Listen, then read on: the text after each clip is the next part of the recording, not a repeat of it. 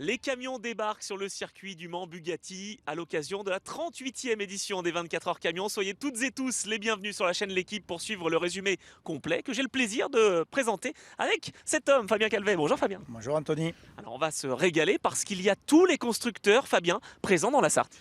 Oui, on a les 8 constructeurs présents sur le paddock pour exposer les nouveautés et surtout sur la piste, on va avoir une cinquantaine de camions. Donc autant dire que le spectacle va être au rendez-vous. On comprend mieux pourquoi les fans, vous, rêvez depuis 1981 de cette épreuve mythique. Alors pour continuer de rêver, je te propose Fabien qu'on fasse un petit tour en caméra embarquée. Allez, on y va avec Aravi. On y va avec Aravi.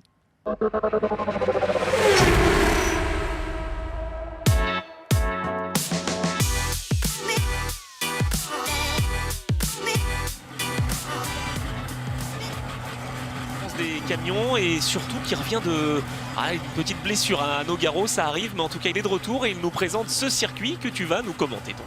Oui, on retourne en pleine forme et on voit ici, on arrive sur la montée du Dunlop. Vous savez, c'est toujours un passage délicat en camion et un gros freinage. On arrive à 160, il faut enchaîner les deux virages et on vient plonger au Dunlop. Là encore, grosse sensation au volant puisqu'on ne sait pas trop ce qu'il y a derrière et on vient replonger après une grande courbe à droite où là il faut vraiment maîtriser la glisse de son camion. C'est pas évident parce qu'on a toujours ce phénomène de poids qui vous amène vers l'extérieur, mais en tout cas bon, Lionel qui connaît très bien la piste et qui connaît tous les détails de ce parcours. Et puis il faut aussi gérer un peu le trafic. Alors là on était en essai évidemment, mais quand on arrive sur le camion de Florian Orsini, voilà, faut trouver l'ouverture. Voilà, on voit évidemment le différentiel de vitesse et là il va venir se déporter pour venir chercher un freinage le plus loin possible pour optimiser évidemment le chrono. Et là encore, cette courbe elle est toujours difficile. On voit que le camion le prend en deux temps, un peu sous forme de V. C'est une des particularités du camion. Il faut bien ralentir son camion pour pouvoir remettre les gaz le plus en ligne possible. Là où, contrario, avec une voiture, on va essayer d'envelopper le virage. Conduite un peu différente entre les voitures et les camions. On voit que le gabarit est différent aussi. On est très haut dans ce Renault T. Oui, on est très haut, alors particulièrement le Renault T, c'est vrai que la cabine impose d'être au-dessus de la roue et c'est vrai que ça fait un gabarit un peu plus important que les autres. Et là Lionel Montagne qui arrive dans ces derniers instants. Quand on revient au virage de raccordement, là on sait que ça y est, c'est bientôt bon. Virage de raccordement qui est toujours très difficile en camion, puisqu'il faut vraiment tomber la vitesse. On va le voir là, il vient présélectionner la vitesse, la tomber dans le virage de façon à reprendre le plus bas possible en régime, de façon à utiliser le couple maximum pour repartir du mieux que possible dans la ligne droite des tribunes. Et là on retrouve donc cette ligne droite justement, pour l'instant vide le vendredi, mais qui sera pleine évidemment le lendemain. Alors on a un petit peu plus d'une heure pour décortiquer cette 38e édition des 24 heures camions devant 80 000 spectateurs, Fabien, j'ai bien lu? Oui, record absolu cette année, c'était de la folie. Dès le samedi matin, c'était rempli les allées, c'était très difficile de se frayer un chemin. Une édition réellement magique qui marquera évidemment l'histoire de ce Grand Prix camion. Et une ambiance familiale, que ce soit dans le village, dans le paddock.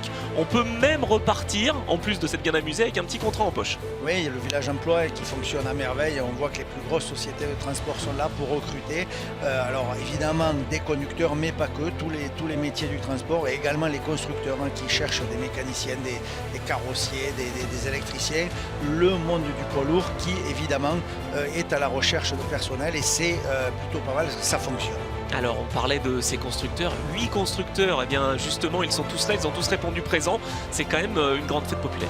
Oui, c'est un gros rendez-vous maintenant et ça devient un salon à ciel ouvert. C'est important de noter ça, c'est pas juste une course, c'est vraiment le rendez-vous du monde du camion. Et on a aussi des activités pour les plus jeunes, et oui, parce qu'on les accueille, ces petits jeunes. Il y a vraiment la transmission, on sait que le rôle familial est à la fois sur la piste, mais aussi évidemment en dehors. Le monde du camion réunit un petit peu toutes les générations, et c'est ce qui nous plaît justement. Et on peut se faire plaisir, on aura donc l'occasion de voir ça. Et puis également en piste, ça ne va pas rigoler, on se restaure, mais ensuite il va falloir donc donner de l'effort avec notamment ces compétiteurs de la compétition du championnat de France camion.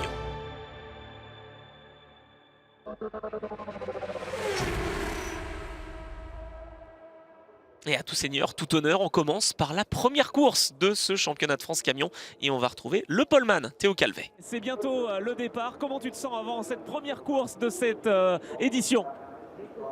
Je me sens bien, je me sens bien. Voilà, on a fait une bonne matinée, une bonne qualif. Maintenant, il n'y a plus qu'à concrétiser avec la première course de ce week-end.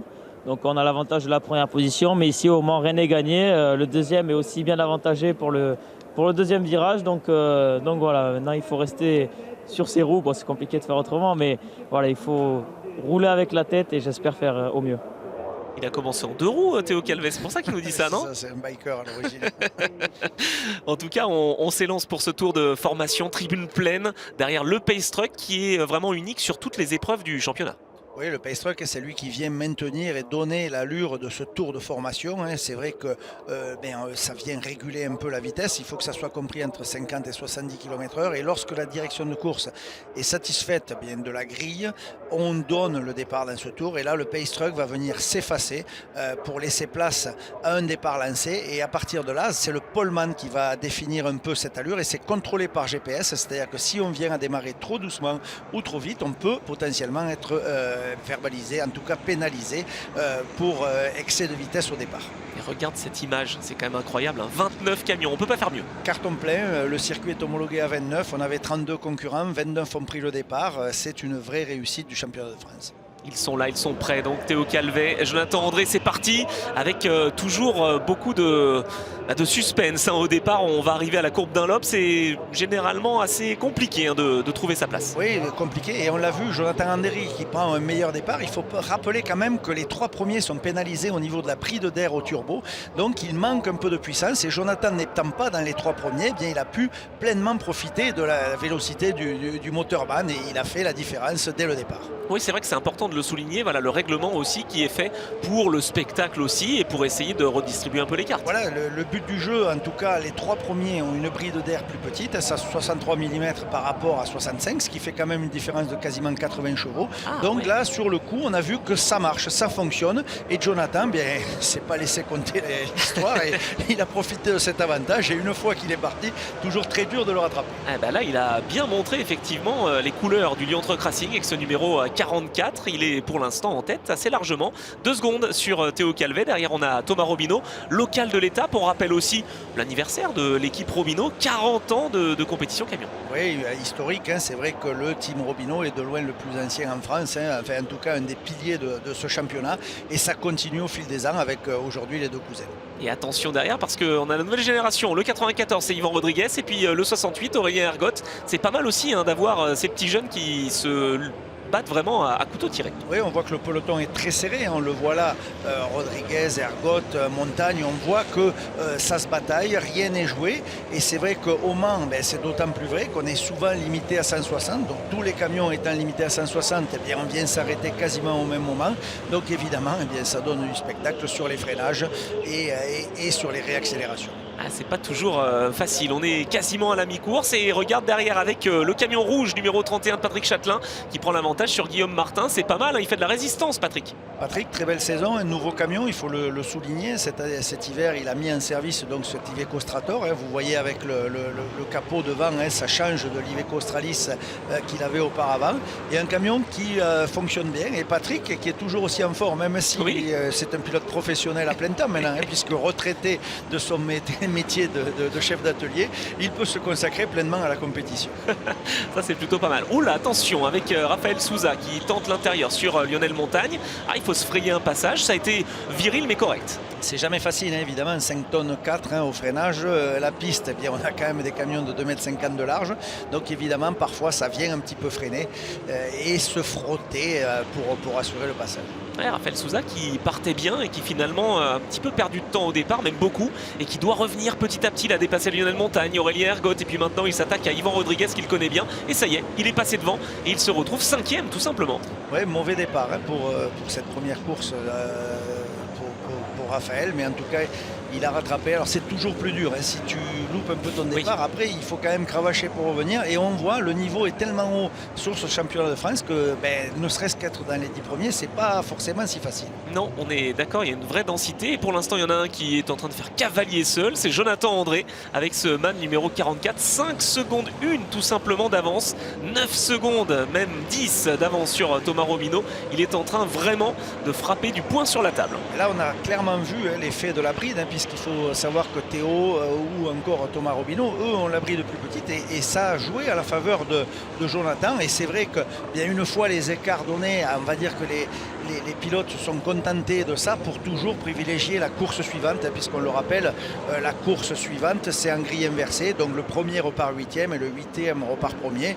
Donc il faut s'économiser, ou en tout cas économiser le camion pour assurer la deuxième course. Ah bah justement, t'en parlais du 8e, là Yorick Montagne s'est fait une frayeur, il y a eu un problème mécanique sur son camion, il était pourtant 4e et là il est aux alentours de la 7e, 8e position. Oh, ça va être chaud dans ce dernier tour, en tout cas pour Jonathan André. Et bah nouvelle victoire, l'année dernière déjà on s'était quitté avec une victoire du pilote Lyon Truck Racing. Il continue, il aime ce circuit du Mans. Il aime ce circuit du Mans et maintenant Jonathan commence à avoir fait la totalité des circuits, donc ça lui donne aussi beaucoup plus d'expérience. C'est vrai que, rappelons-le, c'est un nouveau venu, donc au fil des courses il prend de l'expérience. Ouh là là, il y en a d'autres qui prennent de l'expérience. Là on a 3 Renault, un MAN qui se battent pour le gain justement de cette fameuse 8e place grille inversée avec Yorick Montagne et Lucas Rivals. Oh, le freinage complètement raté de Yorick Montagne, encore des problèmes mécaniques qui l'ont envoyé à 160 km/h en tête à queue. Anthony Robineau qui passe devant Lionel Montagne. C'est la foire d'empoigne et il va y avoir des pénalités de toute façon. Peut-être des pénalités, mais ce qui est vrai c'est que pour le public, on vous dit que ça se bat devant, au milieu et derrière, mais là ça n'est la meilleure preuve.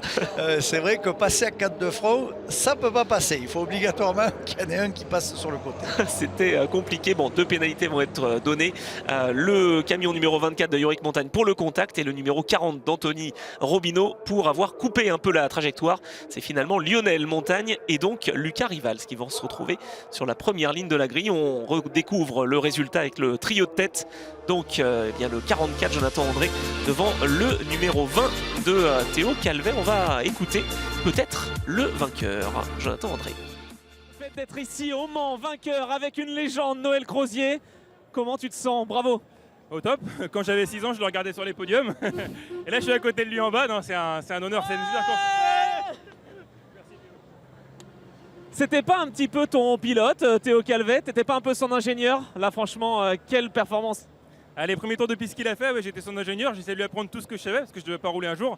Donc j'ai appris tout ce que je pouvais. Maintenant, il a bien progressé, il m'a dépassé, clairement. Les départs, je m'en sors toujours plutôt bien, donc je me suis super appliqué. Théo, il était correct, il m'a pas tassé, il m'a pas touché. Du coup, au premier virage, j'ai viré devant et je sais pas comment j'ai creusé l'avance aussi vite. Quand j'ai vu dans le rétro que je partais devant, je me suis dit putain, c'est comme Albi l'an dernier, ça devrait pouvoir le faire. Je me suis appliqué à faire des tours comme en qualif à tous les tours et à la fin, j'ai géré un peu pour pas trop cramer le camion. Mais non, c'est une belle course. Merci à toute l'équipe, à nos partenaires, à tout le public qui est là. C'est un bonheur de rouler avec autant de monde dans les tribunes, c'est vraiment génial. Donc merci à tous.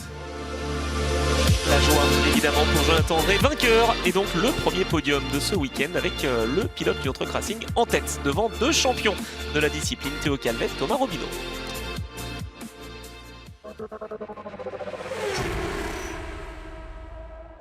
Allez Fabien, on enchaîne avec la course numéro 1 du championnat d'Europe et on va écouter tout simplement le leader du championnat, Norbert Kiss. J'aime beaucoup concourir ici au Mans, j'aime beaucoup ce circuit, c'est l'un de mes favoris tout simplement. Ce week-end pour l'instant tout se passe bien, depuis les essais libres, nous sommes rapides, on a signé la pole position, qualification et j'espère que la course va se passer aussi bien. Alors l'enjeu, on va le rappeler Fabien quand même, c'est potentiellement un 5e titre européen pour cet énergumène, le camion numéro 1, le Hongrois Norbert Kiss. Allez, on va écouter Joran Hahn. À la fin, finalement, on est là pour faire un gros spectacle, pour apprécier, pour avoir du plaisir et aussi pour gagner, parce que les 2 premières lignes de la grille nous permettent peut-être d'avoir une victoire. Donc Norby va peut-être prendre l'avantage, mais on sera concentré et on va offrir du spectacle. Ils sont là. 2 grands champions, 6 titres pour Jochen Hahn, potentiellement un 5e pour Norbert Kiss, donc autant dire qu'on a du niveau en championnat d'Europe. Ah, ça c'est quand même remarquable, le 1 devant le 2. Puis derrière on a Steffi Alm, on a aussi la féminine du championnat d'Europe qui a souvent été finalement connue en France. Et oui, championne de France avec le Lyon Truck à son époque et qui maintenant roule pour Iveco en Europe. Ouais, ça c'est quand même exceptionnel. Alors on a 2 Iveco à la poursuite d'un MAN, on a également le 23 d'Antonio Albacete. Bref, il y a beaucoup de niveaux en championnat d'Europe, un petit peu moins de camions certes, mais il y a du gros niveau aussi. Oui, c'est vrai que c'est le niveau de référence, puisque les top 10, là, c'est vraiment très dur à atteindre. Et on voit à la grille, quand on parle de pilotes comme Albacete, Steffi, Jochen Hahn, Sacha Lenz, on sait qu'on a des clients sur la piste. Et les camions sont également très proches. Il n'y a pas beaucoup de différence. Il n'y a pas le système d'handicap comme on a en France. Donc, bien, on voit de suite que Kiss fait le trou et ça s'échappe. C'est peut-être un peu dommage, justement, qu'il n'y ait pas quelque chose pour rééquilibrer les performances, parce que cette année, on le constate constate encore une ultra domination de Norbert Kiss. C'est dingue, il en est à 17 je crois victoires cette saison, enfin c'est incroyable. On a l'impression qu'il gère, hein. Il fait un peu à son rythme et les autres, disons, essayent de suivre.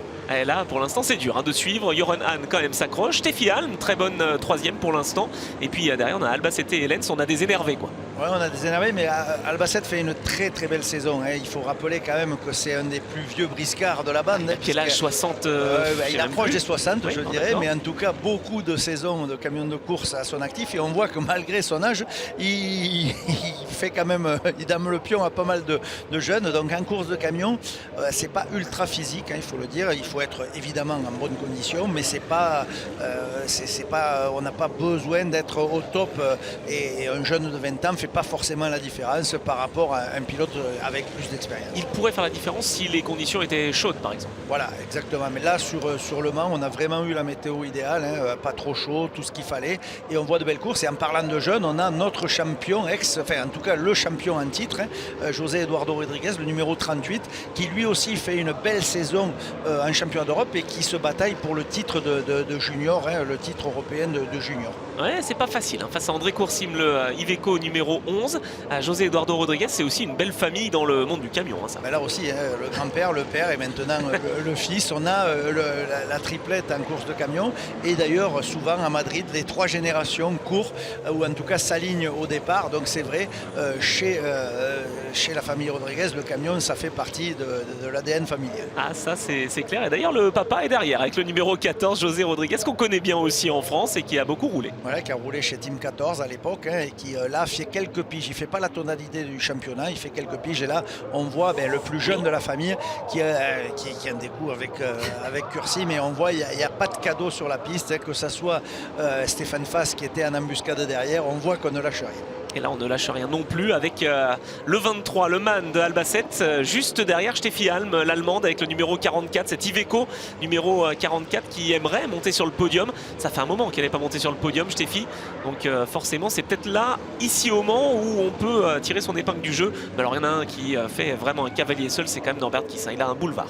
Oui, il a un boulevard et on a l'impression qu'il gère même son avance, hein. Il adapte sa vitesse en fonction de comment les autres le suivent. C'est quand même assez étonnant, et c'est vrai que peut-être justement le système de BOP ou d'handicap pourrait avoir son intérêt si on ne veut pas casser le spectacle. Ah là là, quel dommage, le camion violet numéro 3 de Sacha Lenz qui a un problème mécanique et qui va devoir abandonner dans le tout dernier tour. En tout cas, en attendant, eh bien, lui il ne se pose pas de questions. Norbert Kiss peut donc décrocher un nouveau succès. C'est pas encore le titre, mais il peut s'en approcher. 18e victoire de cette saison 2023. Il n'y en a pas eu beaucoup plus des courses, il n'en a pas laissé beaucoup à la concurrence. Et puis Joran Hahn deuxième, et derrière surtout, est-ce qu'elle va tenir Steffi Alm? Ouais, Steffi, hein, qui a fait un beau week-end au Mans, en tout cas, qui était dans le coup. On a vu dès les chronos qu'elle était dans le coup, et là, un podium pour elle, c'est quand même magique. Eh bien, elle a tenu, elle est troisième, juste derrière Joran Hahn. Ils sont tous les deux sur des Iveco. Et puis devant, eh bien, on a Norbert Kiss avec le numéro 1 qui devrait rester d'ailleurs sa propriété. On va suivre attentivement le reste du week-end, mais Norbert Kiss marque encore une fois les esprits devant deux Iveco. Donc on le disait, Joran Hahn et Steffi Alm, qui a le sourire, et on la retrouve justement après la course. Steffi, vous avez le sourire, on sait pourquoi, vous êtes de retour sur le podium. Quel est votre sentiment? Ouais, c'est vrai que c'est un super sentiment. Vous savez, dans les dernières courses, on a eu pas mal de malchance. On était rapide, peut-être pas aussi rapide pour monter sur le podium, mais on se sent vraiment bien, et pas seulement en qualification, également en course. Donc je suis très heureuse de l'équipe. Pour moi aussi, je suis heureuse de terminer troisième. Eh bien oui, c'est une belle satisfaction, parce qu'il faut tenir quand même face à ces énergumènes. Et elle le mérite, honnêtement elle le mérite. C'est vraiment une pilote extraordinaire, qui a beaucoup de détermination. Elle a parlé de malchance, c'est vrai que cette année ils ont eu pas mal de galères, et la voir là au Mans, un peu devant son public, parce qu'on l'aime beaucoup en France, hein. Rappelons, hein, quand même son titre de championne de France, c'était bien pour elle de figurer sur le podium. Ouais, c'était avec l'équipe Lyon Truck Racing qui avait laissé sa chance donc à Steffi, que l'on découvre, et puis qui a laissé sa chance à Théo Calvet, qui a laissé sa chance à beaucoup en fait, hein. On pense vraiment à Patrick Folléas, parce que voilà, grâce à lui et cette équipe, ben voilà, ça a progressé. Patrick a toujours eu le nez pour trouver les bons pilotes.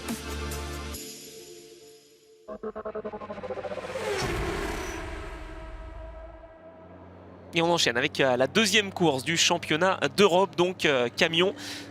Championnat FIA, on a parlé du championnat FFSA en France et donc les pilotes sont prêts sur cette grille de départ. Certains partent bien sur cette grille inversée, d'autres ont eu un petit peu plus de mal et c'est le cas notamment de Sacha Lenz qui a connu des problèmes mécaniques. On le retrouve sur cette grille, il part dernier.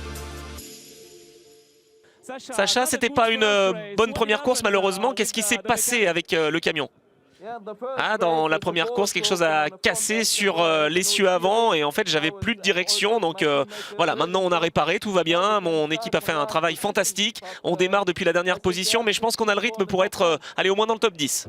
Ouais, je pense qu'il a le rythme, oui, effectivement. Il a le rythme, après il a perdu des gros points, hein, parce que c'est vrai qu'il se bat pour la 3e place du championnat avec Antonio Albacete, et là c'était un coup dur quand même, hein, ça relance un peu la bataille, alors ça va nous donner une fin de championnat splendide, hein, parce que les deux hommes sont à quelques points, mais coup dur quand même pour lui. Oui, on est bien d'accord. Et sur cette grille inversée, on retrouve un Scania, le numéro 24, ancienne équipe de Norbert Kiss, avec une marque finalement qui n'est pas impliquée officiellement, mais on retrouve quand même 2 camions qui sont bien préparés. Oui, Stéphane Fass, hein, qui est privé, hein, alors qu'il court avec une écurie Scania, un moteur Scania, mais qui se défend plutôt bien. Alors lui aussi, il se bat pour la catégorie Promoters Cup, hein, ce qui est à dire un peu le Pro-Am qu'on pourrait comparer au GT. Mais alors évidemment, il y a quand même un petit manque de puissance par rapport au moteur usine, mais en tout cas, il fait le boulot, Stéphane Fass. Oh là, il y en a un qui fait le boulot aussi, Marc Taylor, lui il fait du Dakar, là j'ai l'impression. Oui, lui il fait un peu de off-road, il est en souffrance, il a eu un gros carton à Most et depuis, c'est vrai que le camion n'a pas retrouvé la performance qu'on lui avait connue en début de saison.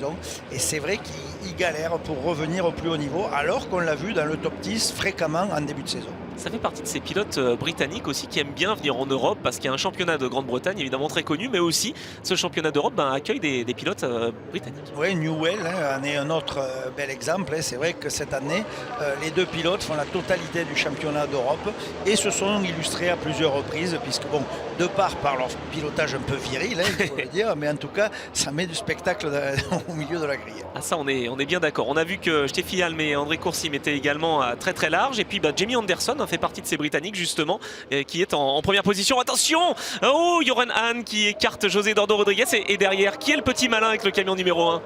C'est Norbert Kiss qui a vu l'erreur, parce que là il y a clairement une erreur d'appréciation de Jochen, alors ce qui n'est pas commun, parce qu'on ne voit pas souvent Jochen faire ce genre d'erreur, parce que Jochen n'est pas un pilote qui vient taper volontairement, c'est clairement un loupé sur le freinage, ça n'a pas été volontaire de venir sortir, et d'ailleurs il a cédé sa place, il n'a pas insisté, mais par contre Norbert lui il n'a pas hésité à venir plonger. On ne fait pas souvent des erreurs à ce niveau là, donc quand il y en a une il faut en profiter. Ah, ça c'est clair. Et du coup il en profite pour dépasser aussi dans la foulée Stéphane Fass avec le numéro 24. Il se retrouve en 5e position avec ce camion numéro 1 juste derrière Albacete et l'Iveco numéro 11 de Coursim. On sent quand même qu'il y a de la densité, il y a du niveau quand même en Europe. Il y a du niveau, et sur ces grilles inversées, là encore on inverse les 8 premiers, donc c'est évidemment pas facile de revenir aux avant-postes, et sur le coup ça profite à des pilotes comme Anderson, comme Steffi Halm, qui ont réussi justement à bien s'en sortir et aller sur l'avant de la course, et Anderson dans ces situations là il est redoutable. Ouais, c'est vrai, et c'est le seul, si je dis pas de bêtises, à avoir justement la position à droite dans la cabine. Oui, tout à fait, de tout le plateau c'est le seul qui pilote, c'est pas le seul anglais, mais c'est le seul qui pilote dans sa position du pays d'origine. On est bien d'accord. En tout cas, il est en tête. Derrière Norbert Kiss continue sa remontée. Cette fois-ci, c'est face à André Coursim. 4e place, il repartait 8e. On l'a dit, grille inversée. Et là, c'est vraiment une belle remontée qu'il nous fait. Alors malheureusement, on vient d'apprendre que Steffi Halm avait été un peu trop optimiste sur les trajectoires. Et a priori, il y aurait une pénalité pour Steffi. Donc pas forcément de podium pour le 44 qui va écoper de 5 secondes de pénalité. Va falloir voir où elle se retrouve. Mais c'est le dernier tour. Et Anderson peut s'imposer. Oui, c'est une place qui lui est arrivée souvent cette saison. Il repart bien en course 2 et il arrive à tenir la dragée haute au meilleur malgré les remontées. Il garde le rythme, mais il a un très très bon camion, puisque fabriqué par Lenz, donc il a un camion de très haut niveau. Mais Jamie Anderson qui cette année a brillé plusieurs fois la première place. Et confirmation, dommage pour Steffi Halm qui termine 5e avec ses 5 secondes de pénalité juste derrière Norbert Kiss et Joran Hahn. C'est finalement Anderson et Albacete qui font le doublé, et on va retrouver tout simplement le leader du championnat, large leader du championnat, qui va nous raconter un petit peu sa remontée tout simplement jusqu'en 3e position.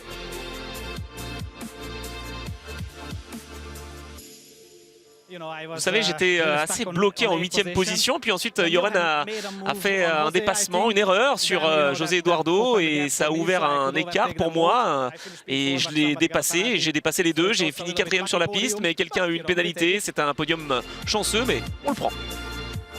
Et bien effectivement, il faut les prendre, ces podiums comme ça. Chaque point compte. Oui, ça on est d'accord.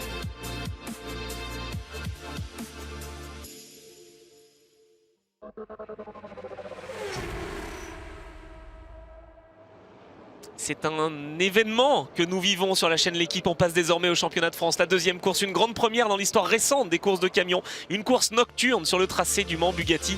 On va écouter les pilotes sur la grille et on en parle juste après, Fabien, parce que c'est un véritable événement hein, que France Route et l'ACO, l'organisateur de cette épreuve, ont mis en place, tout simplement. Je crois que je vais vivre quelque chose d'historique et je suis très content de le vivre en tout cas. Je pense que ça ne va pas être très facile. La visibilité est très moyenne. Je m'attendais à plus que ça.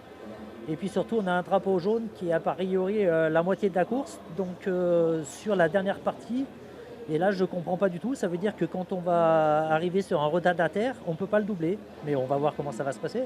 Première course de nuit de l'histoire des courses des camions. Les aléas de la dernière course ont fait qu'on ne savait pas trop si on serait sur cette première ligne ou pas. Et du coup, maintenant, on va faire le maximum pour rester devant le plus longtemps possible. J'adore les courses nocturnes comme ça. J'ai été habitué en karting à faire des 24 heures. Donc c'est vrai que c'est pas la même quand on roule de nuit. Les repères sont toujours un peu différents. Mais moi, j'adore. Enfin, c'est une course que j'attends avec impatience. Thomas, c'est l'épreuve à domicile, les 40 ans de l'équipe. Tu as envie de bien faire, de prendre encore des points au championnat, te rapprocher de Théo Calvet. Bah bien sûr, ouais. Après on va faire attention quand même, c'est la première fois qu'on roule de nuit.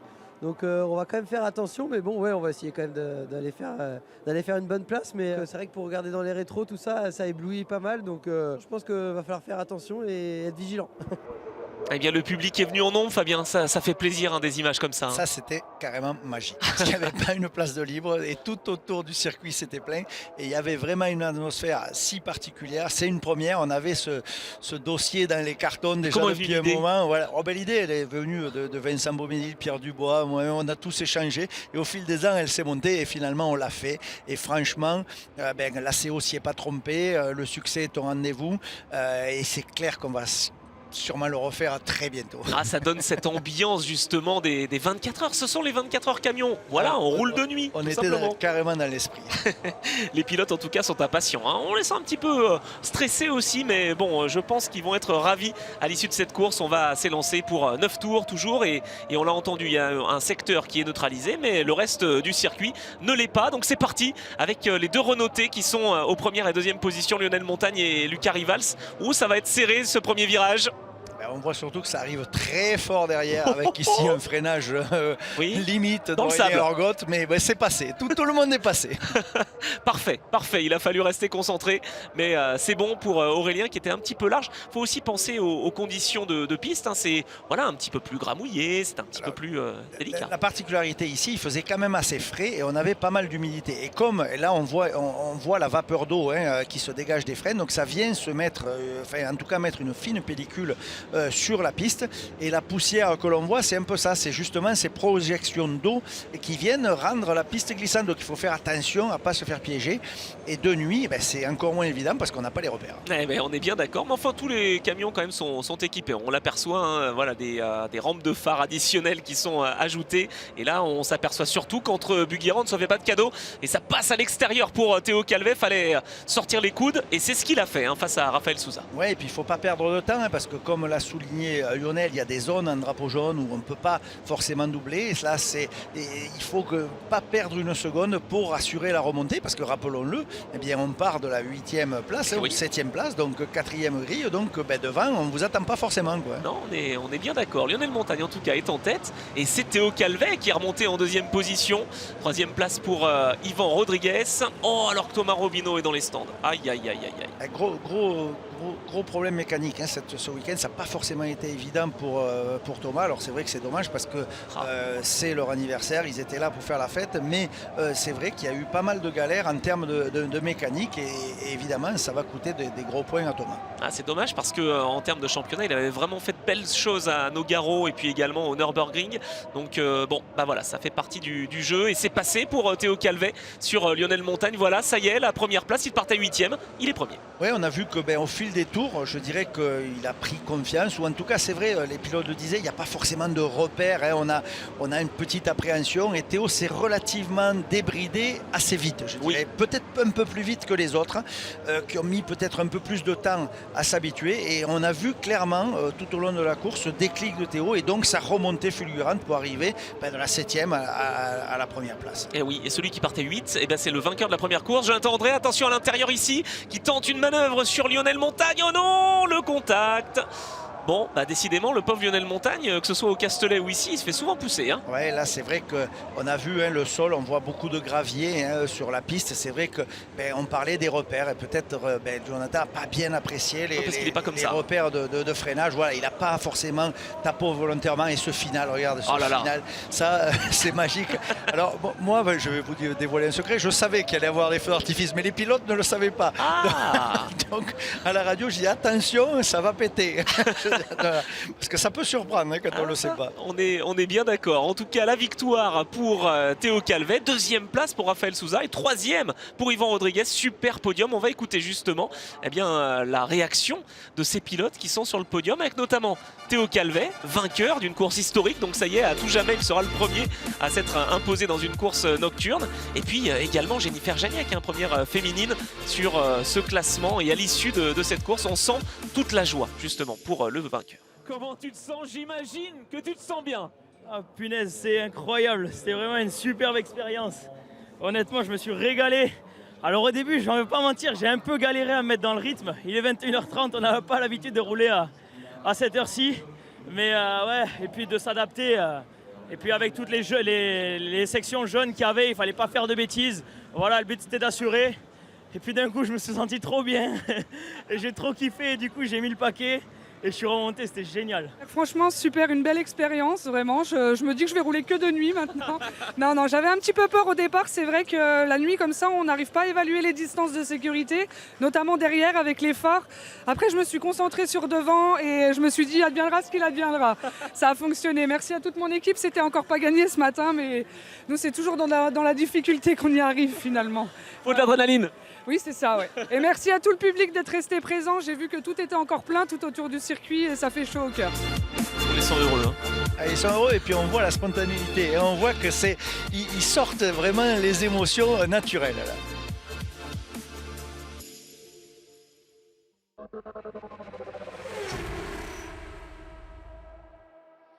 Et pour clôturer cette première journée qui aura été riche en émotions, on va parler un petit peu de cette ambiance justement avec les camions des camps et le village, les constructeurs qui sont là. C'est cette grande fête du camion qu'on apprécie tout le temps.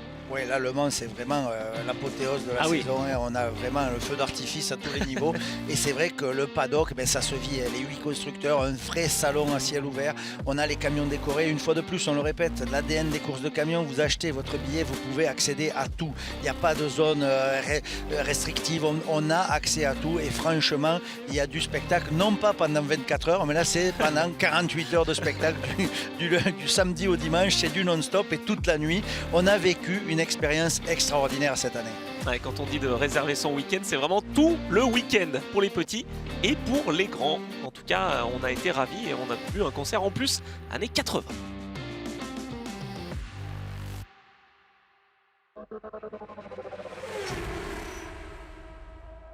Les 24 heures camions 2023 suivent sur la chaîne L'Équipe. Vous le voyez, je suis devant des camions mythiques, tout comme la famille qui les a engagés.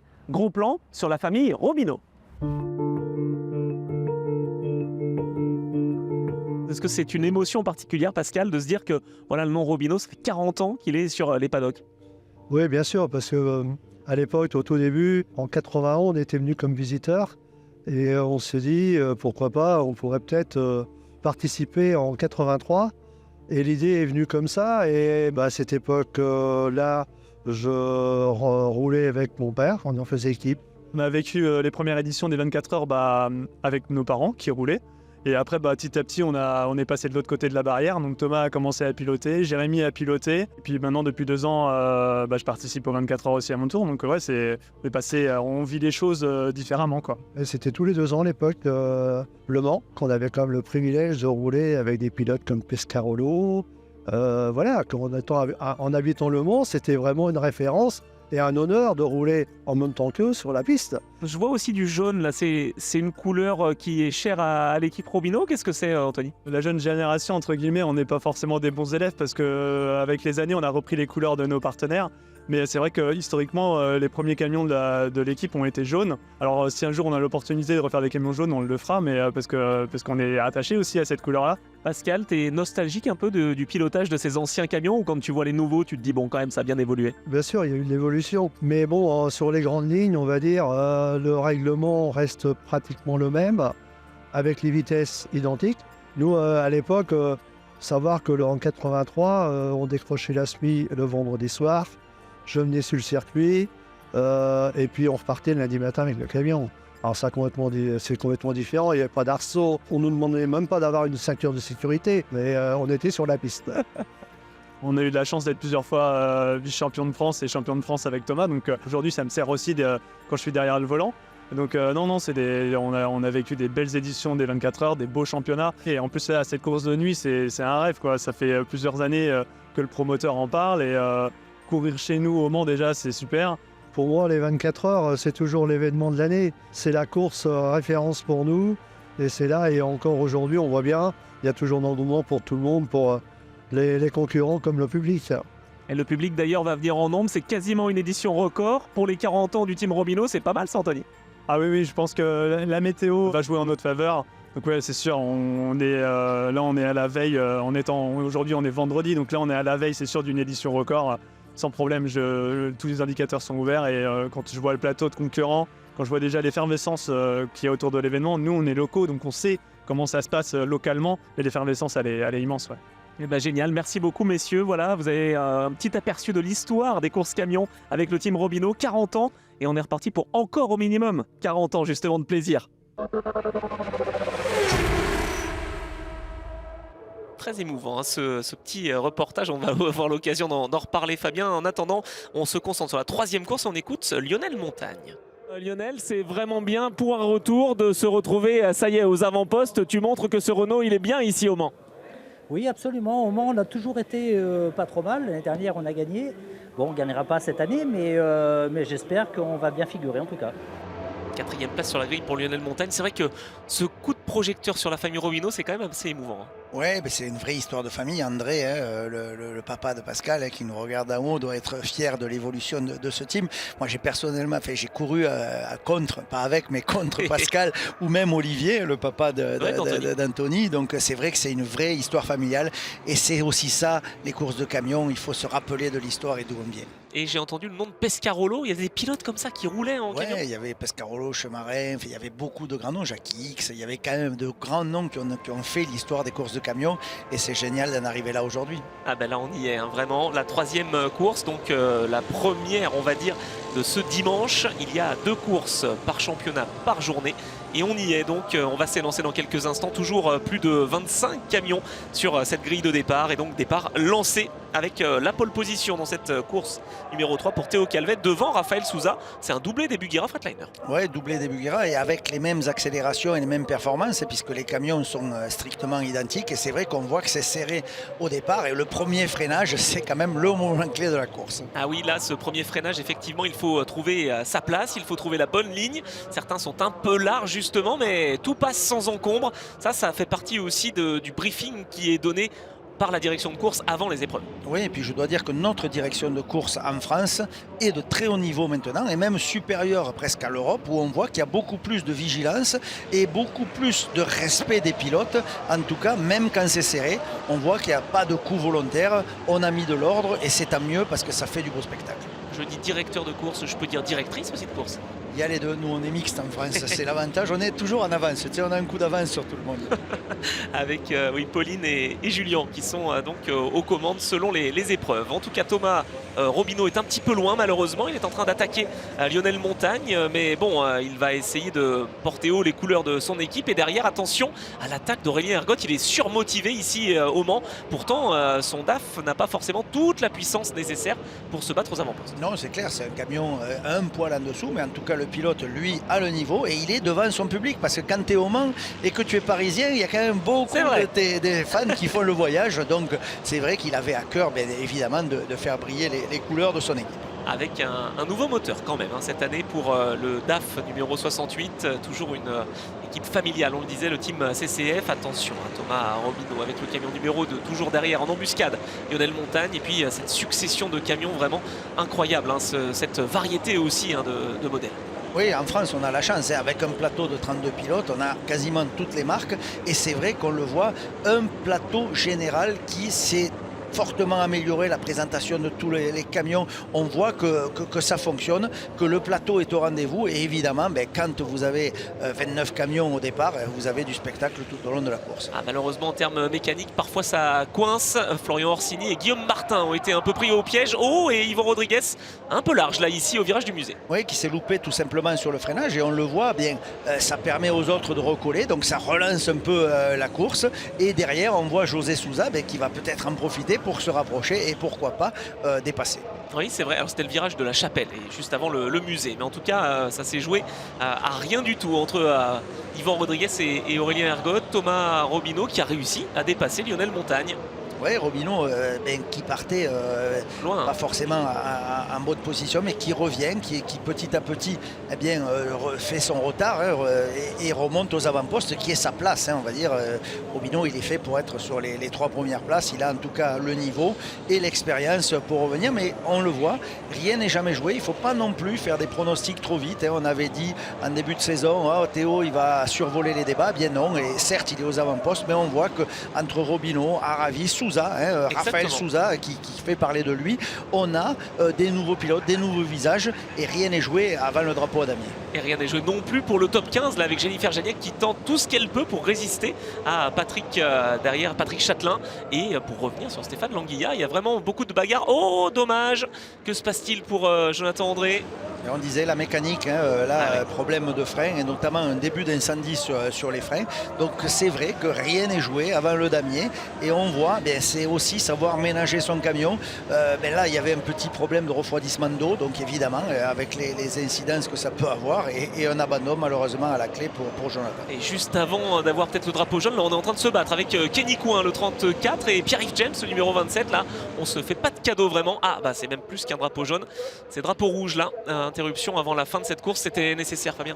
La position du camion est quand même assez dangereuse, et on ne veut pas mettre en danger les éventuels pilotes. On était à 75% de la course, donc on peut présenter un drapeau rouge et comptabiliser tous les points, ce qui est quand même préférable, la sécurité avant tout. Et dans le cas présent, je pense que la direction de course a fait le bon choix. Oui, parce que évacuer un camion de 5 tonnes 4, c'est pas si facile qu'un véhicule traditionnel ou des motos qui roulent notamment pendant les 24 heures moto sur ce tracé du Mans. Bugatti, la joie dans le clan Buggira Freightliner, et la belle position également pour Raphaël Souza, deuxième devant Thomas Robineau, finalement troisième, qui hérite d'un podium. On va écouter d'ailleurs Raphaël Souza.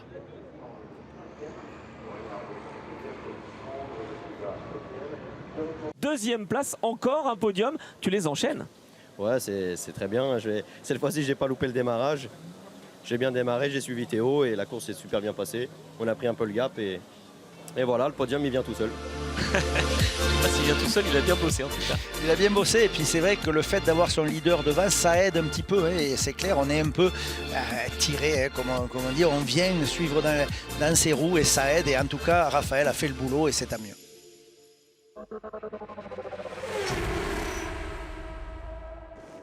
Troisième course du championnat d'Europe des courses de camions FIA. Et l'enjeu, on en a parlé tout à l'heure, mais cette fois-ci ça se précise, Norbert Kiss peut décrocher le titre à l'issue de cette troisième course, un 5e titre européen, Fabien. Oui, un week-end avant la fin, hein, puisqu'il faut rappeler qu'en championnat d'Europe, il reste la course de Jarama. Et donc, Norbert Kiss montre sa domination en peut-être potentiellement décrochant ce trophée là, qui est au milieu, oui. celui de champion d'Europe pour la 5e fois, ce qui veut quand même dire quelque chose. Hein. C'est pas anodin. 5 titres, dont 3 d'affilée. Je pense que ça parle tout seul. Et pendant un moment en plus, hein, Fabien, on sait que le record était détenu par Steve Parish, par Joran Hahn. Finalement, Joran l'a dépassé. Ces 5 titres, c'est quand même mythique. Hein. Oui, c'est mythique. Et peut-être Kiss, l'année prochaine, pourra arriver au niveau de Jochen, qui en a 6 à son actif. Ah oui, là, ça va être quand même costaud. On va voir, en tout cas, s'il est en mesure déjà de s'offrir le titre en partant depuis la pole position. On peut imaginer que ça peut être quand même quelque chose de faisable. Hors problème mécanique, ça ne devrait pas poser trop de soucis. Bon, eh bien, on va suivre le départ, en tout cas, avec le starter qui est prêt. Et oui, on a les feux qui sont au rouge et qui ensuite sont en extinction. On a vu aussi que dans la radio, hein, dans les oreilles des pilotes, on a un spotter finalement qui prévient. Voilà, là c'était Sven Walter, le manager de Cursim, hein, qui vient lui donner le top, parce que quand on n'est pas forcément sur la première grille, on a du mal à voir les feux, parce que vous savez, les camions sont quand même assez hauts. Donc quand on est derrière, on peut avoir un manque de visibilité, et le top est quand même une bonne aide pour les pilotes de second plan. Oui, ça permet d'être un peu téléguidé. Oh là, attention, le freinage et le blocage de roue pour le camion numéro 23, Antonio Albacete, face à la performance donc de Jamie Anderson, qui a bien résisté hein, jusque-là. Oui, Jamie, hein, on le voit, hein, déjà le samedi, il avait fait un bon parcours, et là, il confirme, il est aux avant-postes, actuellement 4e, il est dans le rythme des meilleurs, il peut à tout moment monter sur le podium, c'est un pilote sur lequel on peut compter. Oh là, attention Norbert Kiss, oui, qui n'avait pas pris un si bon départ que ça. Sacha Lenz avait réussi à prendre l'avantage. Et là, eh bien, c'est bis repetita. On va dire qu'on revient à la normale, c'est-à-dire le man numéro 1 en tête. En tête, et puis on a vu un message passer à l'écran, hein, investigation de l'incident entre 23 et 33, donc Albacete et Anderson, qui peut découler sur de potentielles pénalités en suivant. Eh oui, parce qu'on a parlé de cette direction de course en France, mais voilà, en Europe, évidemment, c'est le même principe. Et on a vraiment l'œil sur tout ce qui se passe sur cette piste du Mans Bugatti, qui accueille donc pour la 38e fois les camions dans le cadre de ces 24 heures camions. Attention à Luis Requenco à l'intérieur sur Stefan Fass. Alors lui aussi, il a de l'expérience. Luis Requenco, ça fait partie. Ce sont les 2 Espagnols finalement qui font de la résistance. Oui, Luis Requenco, c'est le pilote qui affiche le total d'années. Le plus expérimenté. Voilà, le plus expérimenté, c'est bien, ça, c'est politiquement correct. En tout cas, Requenco qui découvre un nouveau camion, parce que son camion a brûlé à Zolder. Et il court avec le camion du fils Anne, de Lucas Anne. Oh là là, et bien heureusement qu'il est passé, parce que derrière, regarde ça, avec José Rodriguez là, qui est allé au contact. Enfin, ça a été un peu la foire d'empoigne. Oui, là ça a été un petit peu chaud. Alors ça se termine bien, hein, c'est vrai, mais il y a eu quelques frayeurs quand même, je pense, pour José. Tu disais que les Britanniques étaient un peu rugueux. Ben voilà, on l'a montré avec Newell notamment, le camion numéro 18. Moi j'ai dit ça. Mais c'est bien, c'est ce qu'on aime hein, justement dans les courses camions. Voilà, il y a du contact. Je pense que c'était pas prévu d'aller jusque là, mais en tout cas Stefan Fass est peut-être un peu remonté. Oh, à l'intérieur là ici, on sait que ce n'est pas facile de dépasser avant les S bleus. Et ben il l'a fait. Non, très très belle performance de Fass. C'est vrai que ça bouchonnait depuis quelques tours hein, de la part de Newell. Donc des fois il faut peut-être montrer un peu des coudes, hein, venir un peu klaxonner comme on dit, avec 2-3 petits coups de pare-choc pour faire comprendre qu'on a envie de passer, parce que c'est toujours très difficile de dépasser un Anglais. Eh oui, ça c'est clair, mais on profite aussi du fait que ces roues soient carénées finalement et ne dépassent pas, on n'est pas en monoplace, donc on ne peut pas décoller sur un petit camarade. Voilà, quand on se frotte entre guillemets, ça passe normalement assez bien. Et bien là ça va passer pour Norbert Kiss, plus qu'un virage, le virage du raccordement, on en a parlé un petit peu plus tôt dans ce résumé, la dernière accélération et le titre, en plus d'une nouvelle victoire. Norbert Kiss est au sommet de son art, c'est lui le quintuple désormais champion d'Europe des courses de camions FIA, ça doit être quelque chose quand même. Oui, c'est quelque chose, et il fait une combinaison extraordinaire entre lui, son équipe, le camion. Il y a tout qui match, et franchement cette année c'est quasiment du sans faute. L'apport aussi de cet homme qu'on aperçoit à droite, hein, Chaba Bako. Oui, Chaba est un élément essentiel, c'est un ingénieur qui travaille depuis le début avec Norbert, et franchement il lui a fait juste le camion de rêve pour aller chercher les victoires. Je lui ai demandé si c'était un magicien, il m'a dit non, quand même pas, mais en tout cas ça travaille bien. Il en fait quand même partie de la classe des magiciens. Voilà, on est d'accord, c'est vrai qu'il y a le pilote, il y a l'équipe, il y a l'ingénieur, voilà, c'est un tout pour pouvoir s'imposer, c'est un peu un sport d'équipe finalement. Voilà, c'est un résultat et la joie pour Norbert Kiss. commence à s'y habituer, mais je pense qu'il en prendra encore d'autres, je pense, des victoires. Je pense, si ça continue comme ça, il est bien parti pour en engranger d'autres. Et puis face à lui, on n'a quand même pas des nouveaux venus, parce qu'on a Joran Hahn, on a Antonio Albacete, on a également Sacha Lenz. Bref, ça fait partie aussi des meilleurs pilotes européens. Ouais, il y a du niveau et on sait que Hahn adore Le Mans. Il a souvent gagné au Mans, mais là, face à un homme comme Norbert, on peut, en tout cas, il doit se contenter de la 2e place.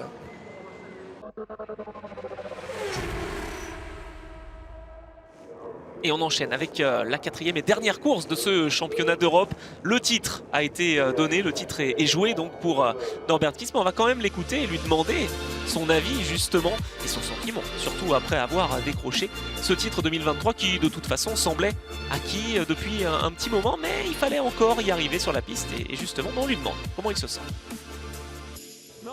Ça y est, vous êtes le champion 2023, Norbert. Comment vous sentez-vous au volant de ce camion?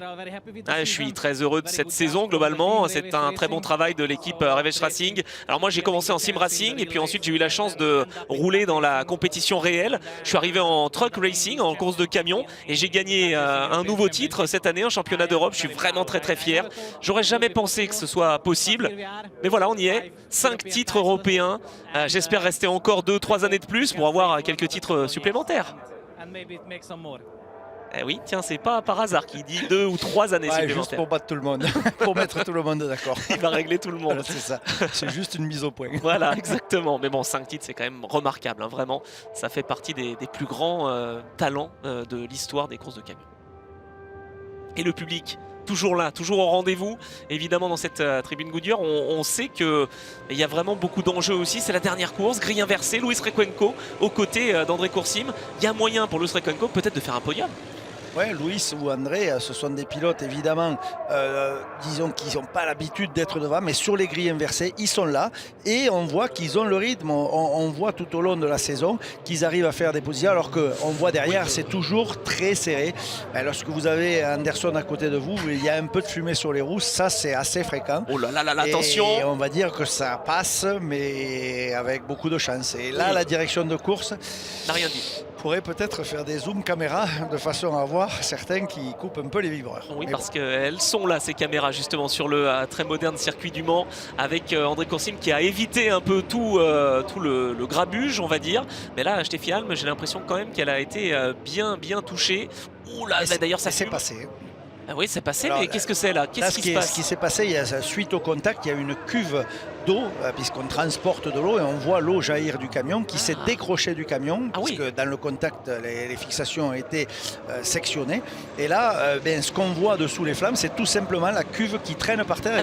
Vous allez voir les images, parce que j'ai déjà vu le replay, c'est juste magique ce qui s'est passé. La cuve, elle s'est décrochée, mais elle est revenue sous le camion. Ça, on aurait voulu essayer de le faire.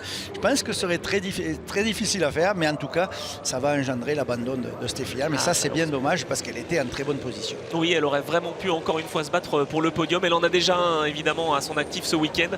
Mais sans eau, c'est impossible, évidemment. C'est quoi, 200 litres d'eau, c'est ça, pour faire toute la course? Oui, en gros, c'est 200 litres d'eau embarquée. Mais là, au fil des tours, elle perd toute son eau, puisqu'il n'y a plus le circuit fermé. Donc, on voit, ça projette. Alors, c'est pas facile aussi pour ceux qui suivent. Parce que là, du coup, vous avez quand même une piste glissante derrière elle.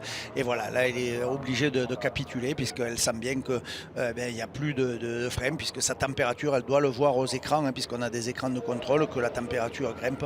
Et donc, avant d'arriver à un potentiel incident, elle préfère tout simplement stopper. Et bien voilà, et puis cette radio avec le team manager aussi qui a dû fonctionner. Requenco en tête en tout cas pour l'Iveco numéro 64 devant Joran Hahn, et derrière c'est Antonio Albacete qui a pris la 3e position. Attention derrière avec Norbert Kiss à l'extérieur, c'est pas facile ici dans le garage vert. Oui, et puis on voit que Coursim ne lâche rien, ça a beau être Monsieur Kiss devant, il se bat jusqu'au bout. Alors évidemment, la supériorité de Norbert fait que au final le numéro 1 passe devant, mais en tout cas on voit qu'il n'y a pas de cadeau, même face à un grand champion comme Kiss. Ouais, c'est important aussi finalement de sortir un peu les crocs parce que voilà, André Coursim, ça fait un petit moment qu'il est là. Il a eu aussi une belle expérience avec Mercedes, avec l'équipe Tankpool 24 et maintenant voilà, il est avec cette équipe et cette Iveco et il fonctionne. Oui, il fonctionne et il a gagné des courses, grille inversée. Notamment ici. Voilà, il a déjà gagné des courses, mais là c'est vrai que face à un Kiss en grande forme, il est quand même difficile de résister. Ça a été plus compliqué, un petit peu moins de réussite, mais enfin il y en a un qui est quand même impressionnant, même si là on s'intéresse aux champions. Alors là on a quoi, 8 titres devant vous, 3 pour le 23, 5 pour le numéro 1 et juste devant, si on regarde le camion numéro 1, on va en ajouter 6. Il y en a 6 de plus, voilà, faites vos calculs, mais en tout cas tout ça a quand même profité à un homme, puisque Requenco est toujours devant. Alors les tours s'affinent, mais lui il profite du coup des bagarres des autres derrière pour faire le trou et creuser l'écart face au poursuivant. Ah oui, impressionnant. Alors que là on a vu les coups de roue entre André Coursim et ses petits camarades. J'ai l'impression que c'est encore Anderson qui a fait des siennes et là il est allé manger un marqueur et là c'est terminé pour André Coursim. On a de la bataille un peu partout. C'est une bataille anglaise avec José Eduardo, notre champion de France en titre, qui s'y mêle. Donc c'est vrai que c'est toujours assez viril. Ah ça c'est évident. Et puis derrière on a le papa avec le camion numéro 14 qui est un beau témoin de ce qui se passe. Ah oui, là on n'hésite pas à aller jusqu'au contact quand même. Il va y avoir un petit peu de ferraille, mais on est dans cette 4e course, on le sait, il n'y a plus vraiment de limite. Oui, on se lâche un peu et c'est vrai que bon, c'est pas les spectateurs qui vont nous dire l'inverse. Quand on voit un passage comme ça avec 3 de front au freinage et Rodriguez qui ne lâche rien, Anderson qui est venu freiner à l'extérieur mais qui s'est fait emporter, 5 tonnes, plus de 5 tonnes évidemment au freinage, il est parti à l'extérieur, mais en tout cas niveau spectacle pour le public, on sait que les courses de camion c'est intense. Ah là c'est intense et dans ces derniers instants, ces derniers tours de course, Requenco qui doit résister et qui voit revenir donc justement Joran Hahn, Albacete, Kiss, ça doit clignoter dans son rétroviseur avec le 64. Requenco n'a jamais gagné une course à l'heure qu'il est, donc c'est vrai que à quelques tours dans le dernier tour, viré en tête devant 3 champions d'Europe, je peux vous dire que dans le casque de Louis, il doit y avoir un peu de vapeur. Ça doit être incroyable et il va gagner cette 4e et dernière course ici au Mans devant des spectateurs enthousiastes. C'est une histoire remarquable. C'est remarquable et puis surtout il y a eu une ambiance magique parce que Louis c'est vraiment un peu quelqu'un qui est énormément apprécié sur le paddock, d'une correction extrême et le voir gagner, bien même pour les autres, tout le monde a été ravi pour lui et c'est une belle histoire. Et surtout après avoir vécu ce que tu as dit à Zolder avec le moteur qui a brûlé, voilà, fallait revenir aussi. Il fallait revenir et voilà, on voit vraiment il y a toutes les équipes, tout le monde est venu féliciter Louis, c'était juste génial et croyez-moi ça fait plaisir à voir parce qu'un monsieur comme ça qui est d'une humilité incroyable, le voir remporter une course en plus au Mans, c'est juste magique. Ah oui, première victoire pour la carrière de Luis Requenco qui était allé au Dakar, c'est ça avant? Oui, il faisait du rallye raid, mais en voiture, pas en camion. Et là, c'est vrai que ça fait maintenant un petit moment qu'il est en camion. Alors, c'est un peu un gentleman driver, mais avec tous les bons côtés de ce terme. Et le voir couronné ici au Mans, je pense que ça doit être un de ses plus beaux souvenirs dans sa carrière de pilote. Partager cette victoire et ce podium avec Antonio Albacete, qui j'imagine est un des pilotes qu'il suit, eh bien, ça va être quelque chose d'émouvant. Oui, Antonio est un peu son coach, donc c'était une belle image. On les retrouve sur le podium, donc c'est pilote du championnat d'Europe et avant cela, eh bien on va s'intéresser évidemment à la course numéro 4, la dernière, le poleman de cette course à grille inversée, Anthony Robinot. Il avait manqué de peu la veille la pole pour la course nocturne. Voilà, finalement il partira de cette position préférentielle, un bon moyen peut-être de fêter le 40e anniversaire du team Robinot avec le camion numéro 40 justement. C'est lui qui va ouvrir le bal et on va l'écouter, tout comme Mathieu Bernard. J'ai manqué à pas grand chose, pénalité 5 secondes. Ça m'a fait reculer de 7 à 11, donc c'était regrettable. Aujourd'hui, un peu plus de chance, donc je vais pleinement en profiter. On fera attention au premier virage. Mathieu, le symbole est magique quand même d'être ici au Mans avec le camion du Team 14. C'est extraordinaire, regarde, t'as vu où je suis? J'étais là il y a un an, dans les gradins là. On a eu quelques soucis mécaniques, mais voilà, c'est rentré dans l'ordre. L'équipe a fait tout ce qu'il fallait en un temps record. Donc voilà, on y est maintenant, il n'y a plus qu'à. Tu vas voir ces images, Fabien, j'ai les larmes aux yeux parce qu'il avait de l'émotion avant cette dernière course, c'était incroyable. Mathieu, honnêtement, c'est un des meilleurs élèves que j'ai eu à l'académie et franchement, il apprend, il est studieux, il écoute, il applique, il n'a pas la grosse tête, il a les pieds sur terre et le voir là, au Mans, même pas au terme de sa première saison, c'est un tout jeune, il vient de démarrer, et le voir là, franchement, ça prouve que ça fonctionne, que notre championnat permet aussi, il n'y a pas que les leaders qui sont devant, on voit qu'il y a un vrai échange, et le milieu de peloton peut se retrouver au départ en tête d'une course, donc c'est juste magique. Après, les courses feront l'expérience, mais en tout cas, une ligne comme ça fait plaisir à voir. Ah, c'est clair, hein. Là vraiment quand on a des passionnés aussi, parce que voilà ce qu'il raconte évidemment, et il le relate, c'est qu'il était dans les tribunes encore il y a quelques mois de cela, et il a décidé de se lancer avec l'équipe de Dominique Koloff. Ouais, tout à fait, et c'est vrai que c'est des garçons adorables, et puis on voit ce renouveau aussi des courses de camions, et on voit quand même qu'il y a de la mixité, qu'on voit des nouveaux visages, et comme il a dit très justement, de passer des tribunes au bitume, c'est le 14 là. Voilà, c'est quand même beau à voir. Eh bien, on va suivre le départ, le dernier départ donc de cette édition, 38e édition de ces 24 heures camions. Voilà, ça doit être aussi un moment émouvant pour tous ces pilotes de faire ce tour de formation justement avant d'être lâchés. Ouais, drapeau, enfin on voit le feu rouge, quand ça passe au vert, croyez-moi, il y a un paquet de chevaux qui débarquent d'un seul coup, puisqu'on a en gros 1000 chevaux pour chaque camion. Donc imaginez au premier freinage, en tout cas au premier virage, là on est à fond, à 160, tout le monde est bloqué. Donc c'est quand même beaucoup d'adrénaline sur ces premiers freinages. Ah oui, beaucoup d'adrénaline, la 3 de front. Oh là là, avec Thomas Robineau qui vient écarter la trajectoire sur Aurélien Ergot et Lionel Montagne à l'intérieur. Oh ben voilà, alors là c'est strike. Oh, c'est la 4e course, Fabien.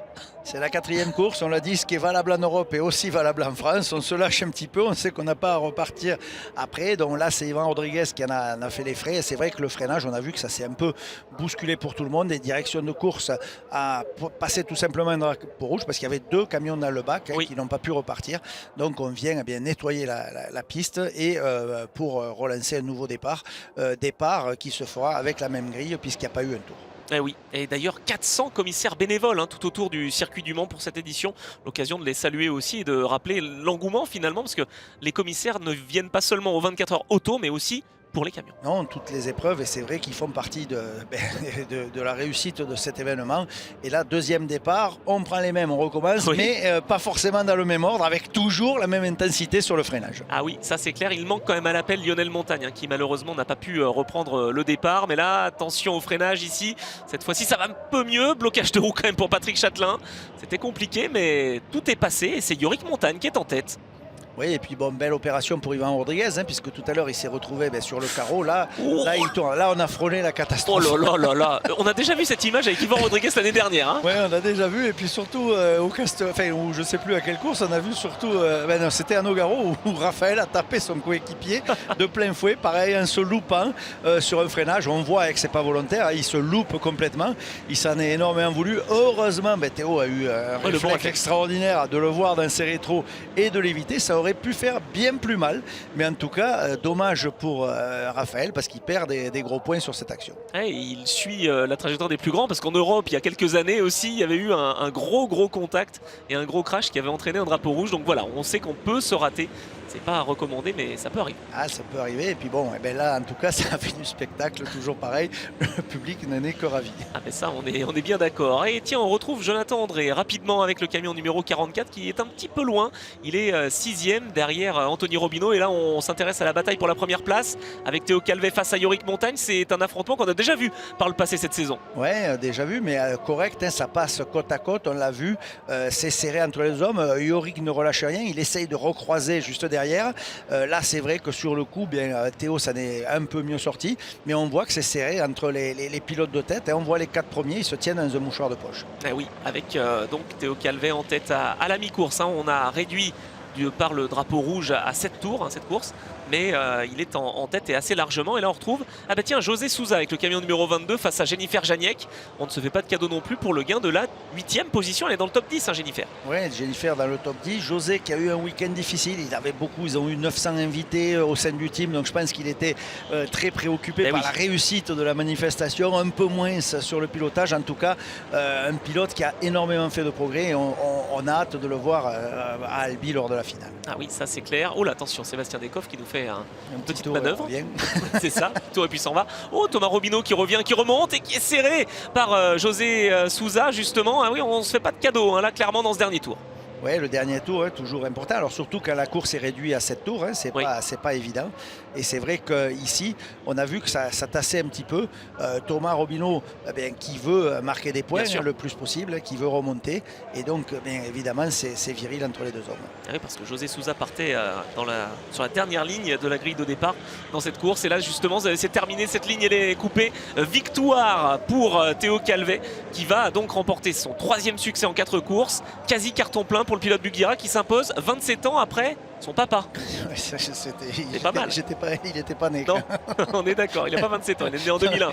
Comme il est né en 2001, c'était juste avant. Mais c'est vrai que gagner les 24 heures, très franchement, dans la carrière d'un pilote, c'est quelque chose. Moi, ça avait changé ma carrière, puisque de là, j'étais devenu professionnel. Et c'est vrai que pour lui, je pense qu'il a eu beaucoup d'émotions de remporter ce titre qui lui était toujours passé à côté. Eh oui, c'est vrai. Vainqueur des 24 heures camion. Thomas Robineau avait été vainqueur des 24 heures quelques années aussi, après son papa Pascal, qu'on a écouté un petit peu plus tôt. Donc c'était en 2018 pour Thomas, 1985 pour Pascal. 33 ans donc d'écart entre ces deux victoires. Et là, on en est à 27. Et on va écouter justement le vainqueur. Depuis le temps que je l'attends, celle-là, à chaque fois, il me passait sous le nez. Et là, ça y est, c'est enfin fait. En plus, avec la manière, c'était vraiment cool. Et en plus, tu te rapproches du titre. Ouais, là, je pense qu'on n'y est pas loin. En tout cas, je sais pas, j'ai pas fait les calculs, mais bon, c'est bien si ça se fait à Albi. Mais ouais, putain, c'est excellent, j'adore. Ouais, on n'a pas trop été épargné par les problèmes mécaniques. On finit 2e. Pour les 37 ans du team, je pense que voilà, c'est pour clore le week-end un peu mieux que ce qu'il avait commencé. Beaucoup d'anniversaires à fêter, à célébrer évidemment. Ces équipes historiques des courses de camions qui sont représentées, et donc la nouvelle génération qui est là aussi au rendez-vous.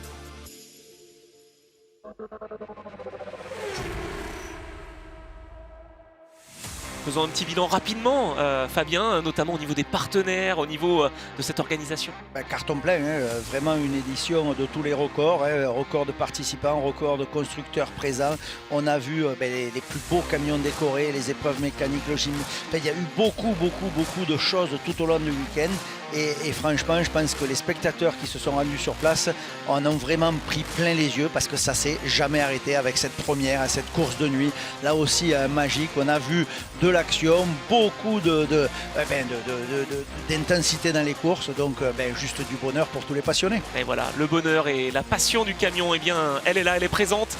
Et on apprécie énormément cette épreuve des 24 heures camion.